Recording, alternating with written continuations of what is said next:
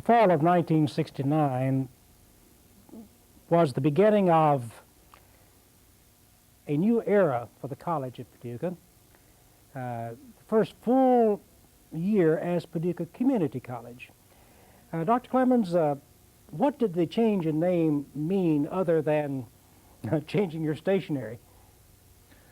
Well, this was a period of the late 60s and early 70s when the institution, as we knew as a junior college, which was founded in 1909, and as you know as an historian, many institutions are given credit, but I think more commonly Joliet in Illinois was the first junior college in record.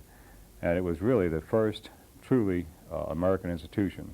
All other institutions of higher learning have been transferred from Europe to the United States. So the junior college, which was the first 2 years of a 4-year program, became the community college. And this actually meant community-based programs. And we started this era of the late 60s and the early 70s by adding 2 other functions to our offerings, and that was one of career education, and another one mandated was one of continuing education and community service. So we now had a 3-pronged approach to education. And these were mandated by the state legislature as a part of the laws creating the community college system. And of course we joined an existing system. But how advanced were they at the time that we joined compared to the college at Paducah? Well, as you know, John, there was a study done, probably it may have been the first study of 9 that have been completed over the past 18 years on the community colleges operated by the University of Kentucky.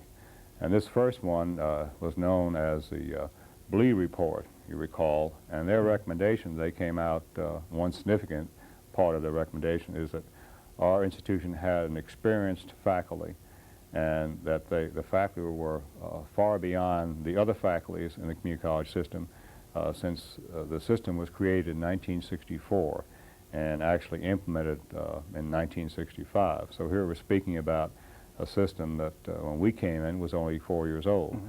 So our faculty were much more experienced as teachers of a community college system and had the history of the local control board. Well, I believe Ashland had experience somewhat similar to ours in that it had been a municipally supported college that had joined in the university system. But other than that, they were new institutions and sort of feeling their way along. But what did it mean as far as the role of the administration? We also have to remember that the late 60s were a period of turmoil in general. The Vietnamese War, the students looking for ways to express themselves in opposition to this situation in the Far East. And on college campus after college campus, there tended to be, well, I guess you could describe it as an adversarial relationship between the student and the administration of the colleges. How would you describe the situation as you viewed it between our college and our student population? Well, first, John, I think probably as a beginning point, we need to compare the student body of the late 60s and early 70s to our current student body. We've heard claims by various individuals that our students are apathetic today. I don't think this is true. I think that first we need to go back to the economic situation of the late 60s and early 70s. I think there were many, many more opportunities for the young people then. There were many, many more positions open to them that enter the job market, where currently is very, very competitive. And our students today do not have time to question institutional values as they did back in the 60s and 70s. The students today are much more serious. They use their time very wisely, preparing themselves to enter a job market which is very, very crowded. And as we know what's happened with the computer age, that the information occupations are where the jobs are of the future. And we're told, too, that many of the jobs that our students starting as a freshman, especially in a 4-year institution, are not even created today. So I think this background that we were looking at in the 60s was quite different. I don't think the students are any different, but I think that the pressures upon them are quite different. But then again, we even here with an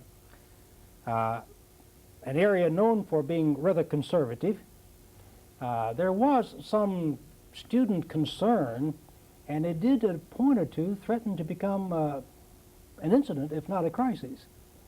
Would you care to comment on the the time when we had the student protest in full swing on Paducah Community College? Yes, I think that fortunately I was beginning my period in administration, and at this time I think that I felt a very exciting, in fact, much more exciting period in my lifetime education was through the Vietnam period.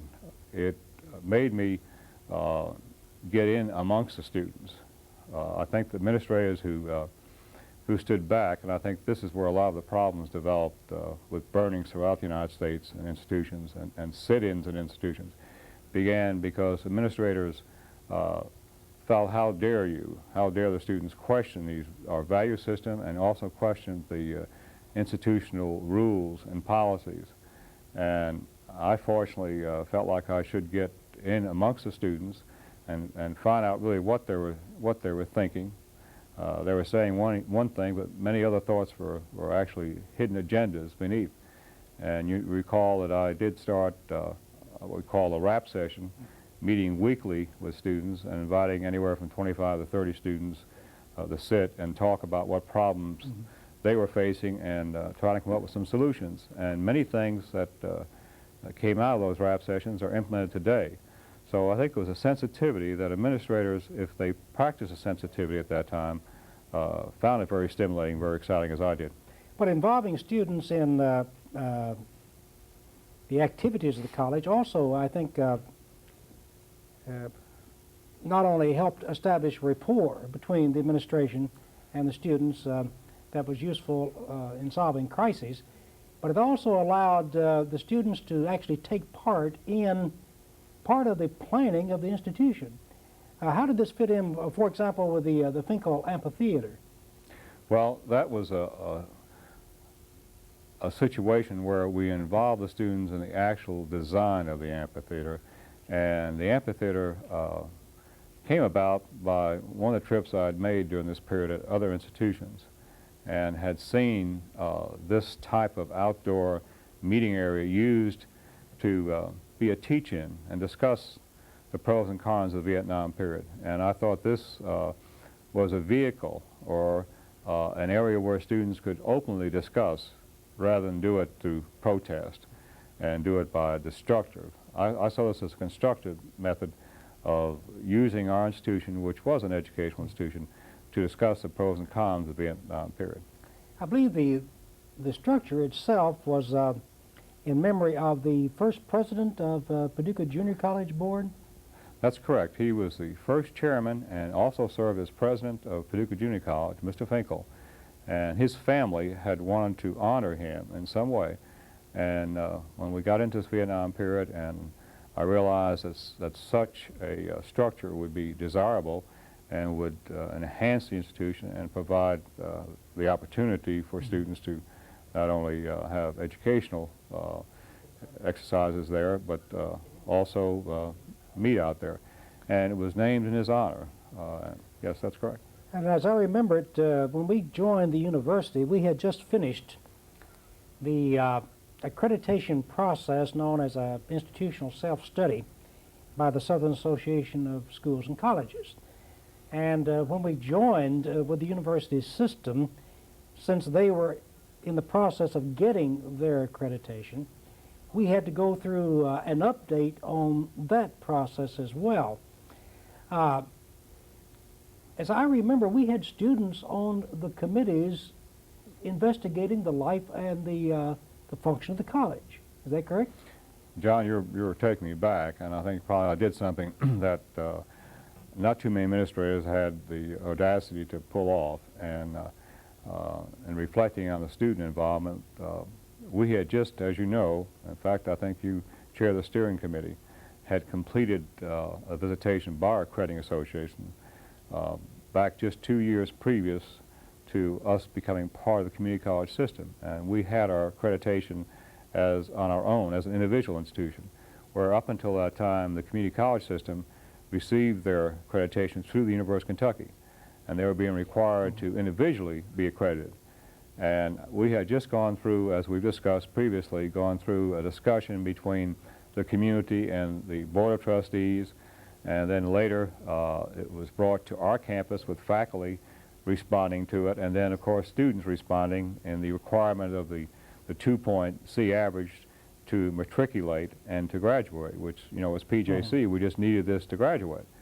So when the Southern Association has set the date up for us to be visited or be involved in the process, I declined the invitation and said the faculty and students had just gone through this process of merging with the University of Kentucky and requested a year delay on this. And they did respond to this, but they're very surprised that I questioned them coming in. And students did serve. We put students on, which was quite unusual at that time, but I felt that students should be on all the committees. In addition to that, even though the Paducah Junior College Board was no longer the control board, they served on these committees as well as the members of the PCC advisory board. Well, so we have students helping design, in addition to the campus, we have them taking part in the determination for accreditation. How do we continue to merit their respect when something came up that, that threatened to put the college and the students in an adversarial relationship? I think the moratorium was sort of the crux of this movement, was it not? Yes, that was, you know, a period that came right at the end of the hostilities between both countries. And it was a day really of talking about the issues. That was the purpose of the moratorium. And the incident you're referring to is when our students bombed in front of the gym, which of course at that time was a student center, the lobby of the gym. And my office, which really was designed, I think, in a way for the Vietnam period, the library of the Carson building, the administration building, had French doors, and I could view the entire open area of the campus. And I saw students converging, which was pretty obvious. It was getting to be a mob-type collection of students. And my rap sessions enabled me to walk right into the middle of the group, which wasn't done by too many administrators at this particular time. And they had what resembled an American flag, which was actually a pennant. And the students who were protesting the Vietnam period had constructed the pennant up on the wall of the student center.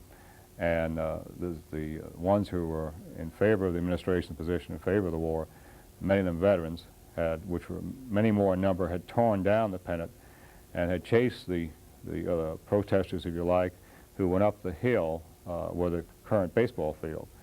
And when I arrived on the scene, I asked them what they were going to do with the pennant, and they said they were going to burn it. And I asked for them to give me the pennant, which they did. And then the students who were protesting came down as the veterans had left the area, and I asked them what was the purpose of it. And they said they wanted to express their sentiment against the war. And I suggested to them, which I had heard this was being done someplace else, would they like to make a constructive demonstration? They said yes. So I said, come back to my office, and I said, I'll call the media and give you an opportunity to give blood to be sent to Vietnam. And I said, that would be much more positive than what you're doing. And they liked the idea. And you know, the bottom line of the story, they came up and gave their blood, then the veterans came up and wanted the same expression and same opportunity. So we gained quite a few pints of blood that day. Mm-hmm. And as I remember, about a month later in the student newspaper, they quoted you on the right of a student to protest. Would you kind of reflect back on that article? Yes, and I think really, you know, that particular time, I won't name names, but we had a student senate president that accused me of being a radical. And I felt that was the highest compliment during the Vietnam period I could receive, for a student to think that I was too active in this area because I wanted them to express their views. Yes, I think that this incident, and I think in the Signal just a few issues ago, we had a similar type situation, that I believe in the right for anyone to express their opinion. I think the important thing is that we get both sides and not just one side. And I think that is, as you know, as well as I do, if not better, the purpose of education. Education is a forum in which ideas can be examined. Even if we don't agree with them, we can examine them. And if that's ever lost, then education ceases to be a process for advancing mankind. Well, so the period of the late 60s and the early 70s was very challenging. New problems were coming up that had to be dealt with. What did it involve when we suddenly found ourselves as a part of a statewide system as far as just the day-to-day activities of the college? I think that, and this is true, I guess, in any type of contractual arrangement between institutions, there are many day-by-day details that could not be anticipated, and we just had to move through this period. One simple one, which I think you realize that, and you were affected by it, could have been very disastrous, and that was our payroll. As PJC was nationally paid, the checks were written here locally on our campus. And when we became part of the system, the payroll had to be done at the Lexington campus and had to be delivered to us. Well, the first check you receive as part of the University of Kentucky Community College system was late.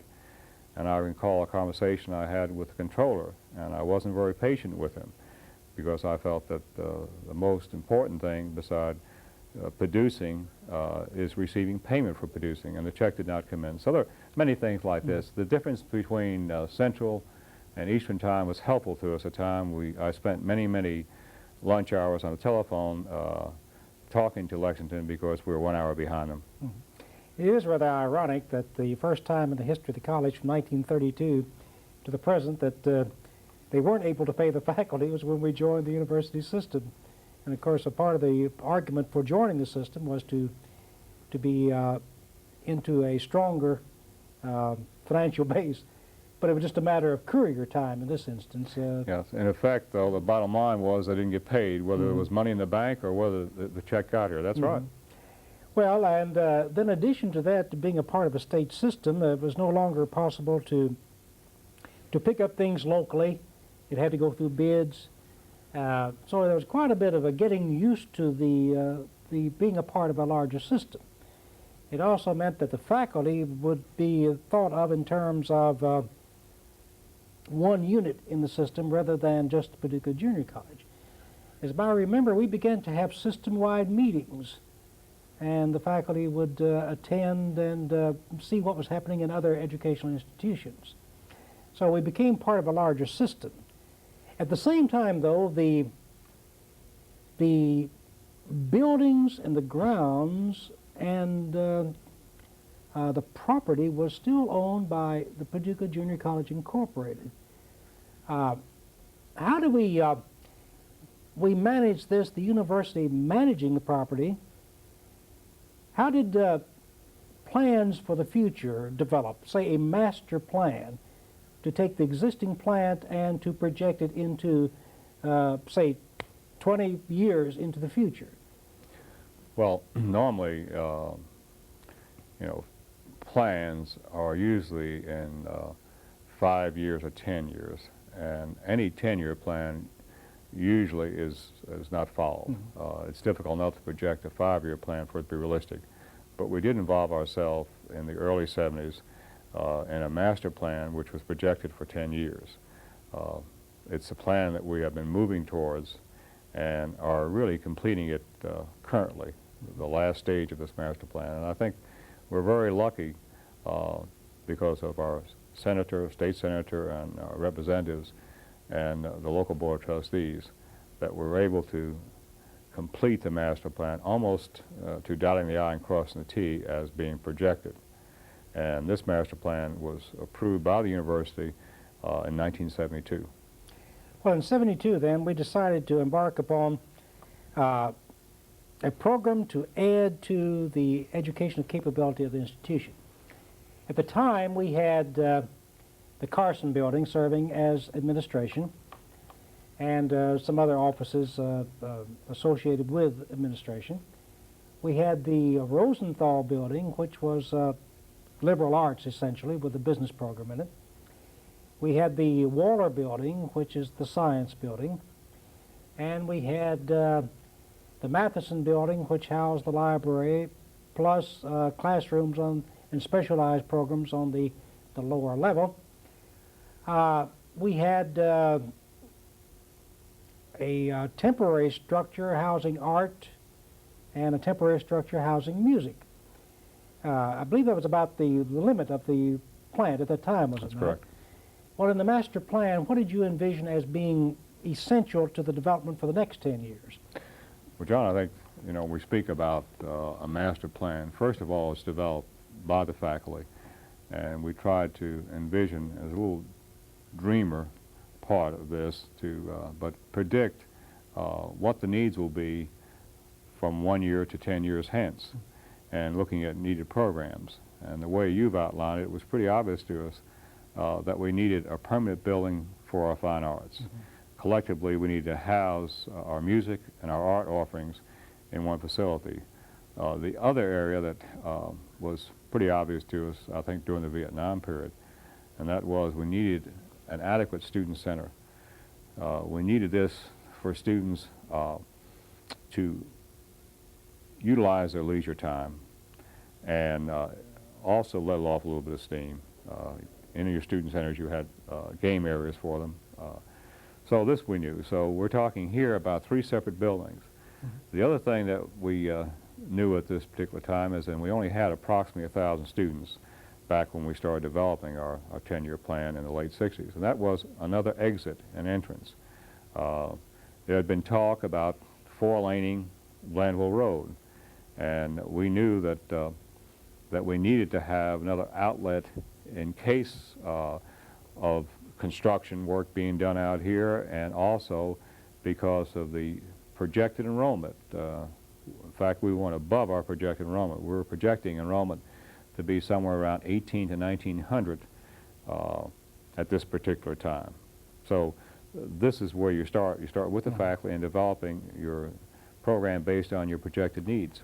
It seems like I remember in the developing of the plans for the new building, which is essentially to be constructed in 2 stages. A part of it was to be a student center, and also housing a new idea, really, for the college. That is a place where we could offer, well, additional opportunities for not only the students, but for the community to enjoy educational programs, the arts, music. That is a theater. And in the planning of this, as you say, students were involved, faculty were involved, but what extra step did we go to in looking at the needs for a theater?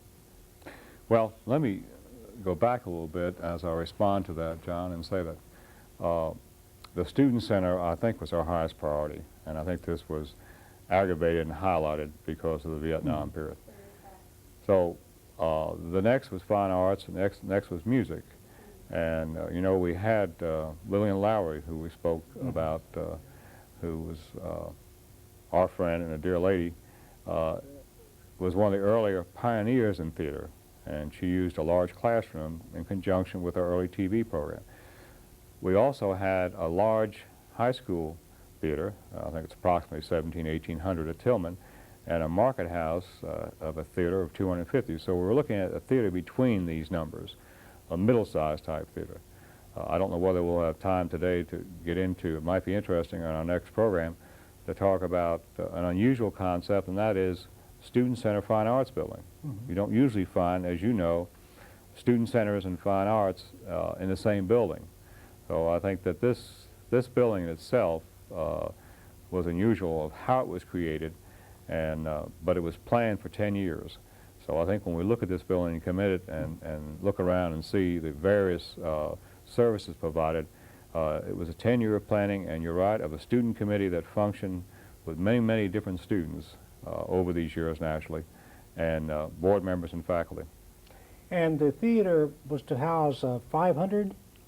It was to have... But originally we were talking of having 600. 600. And through budgetary cutbacks in terms of the expense of the building, we had to cut back to 500.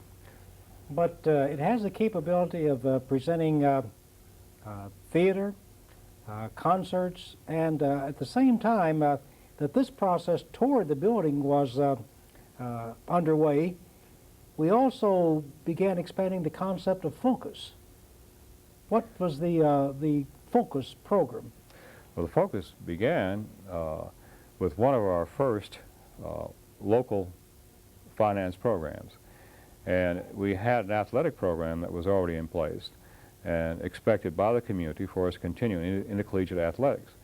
But I felt that the entire community should have an expression of a program similar to athletics and fine arts. So in 1966 and 67, you recall, we had 1 week of a festival, and a gentleman by the name of Alan Henson at that time was put that program together. So really from this, I hope we could develop it into a year-long program as being funded through our local tax. So that's how it started, and of course, as you know, we now speak about, and we use a very, very large lay community involvement with a focus committee, which is representative of our community. And they do most of the recommending and develop the program. And the program has taken off over time. It has a following, and this year, I think for the first time, we had sold-out performances, and the necessity for even considering 2 performances by a company. And these have ranged from well, the normal theater offerings to touring pianist. It seems like I remember one time way back we had a group of people who were relatively unknown. They came and performed. I remember Lillian Lowry was responsible for getting them. Didn't Jim Henson's Muppets appear here at one time? Yes, that's been a very long time ago, John. I don't recall what year.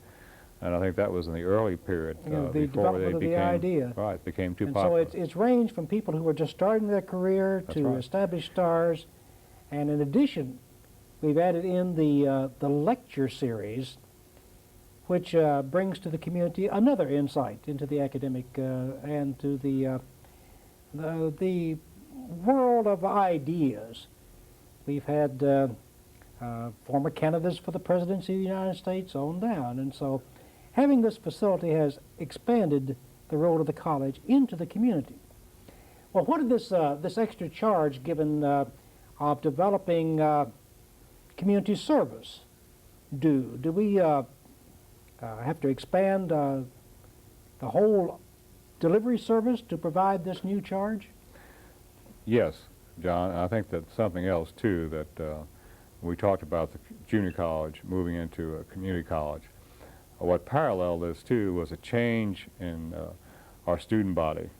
Back in 1968, almost all of our students, with just a few exceptions, were the typical average age of coming out of high school, 18 or 17. Our programs were mostly enrolled in full-time programs, where now our average age is 28. It was 28 years old last year, and most of our students, well, it's split between full-time and part-time. So we're looking at a different kind of student population, and our continuing ed program and community service should be modeled after this target group, plus the other thread that's running through this period of our history, and that is that the average person will be retrained at least 3 to 5 times in a lifetime. So we're going through a retraining cycle, which is part of our continuing education function. So the college has really identified and serves a new student population, as you point out. That's Not correct. only the ones who come here for credit courses, but there's a continuing process of upgrading of professionals. We've had pharmacists to meet on our campus and having contact with the university. We can bring in programs for groups like this, for physicians, for engineers. So the beginning of the expansion of the program under the University of Kentucky, as demanded by the legislature, has widened the opportunities for the community to participate in the life of the college. Do you envision that this will continue to grow in the future, that we'll have to find other things that we aren't doing at the present time? Yes, of course we cannot envision exactly what the future is going to be, say in 10 or 20 years, but I think that we're becoming more of a community-based institution, and as new needs come from the community or from the people, we need to respond to them. We've been called a people-oriented institution, or people-based, and I think this is true. A community college can respond so much more quickly than a four-year college or university. We're a much more flexible institution, and I think the needs of continuing education, which I just mentioned and you also reemphasized, will triple and quadruple. But there'll be other opportunities that we cannot determine this time that we will be asked to respond to. So essentially then, in the period since the 60s, we have learned to live with the new arrangement with the university. We've expanded our programs. We have added to the college, completed the master plan for development. And so we need to think, perhaps for our next session, where do we go from here? Thank you. Thank you, John.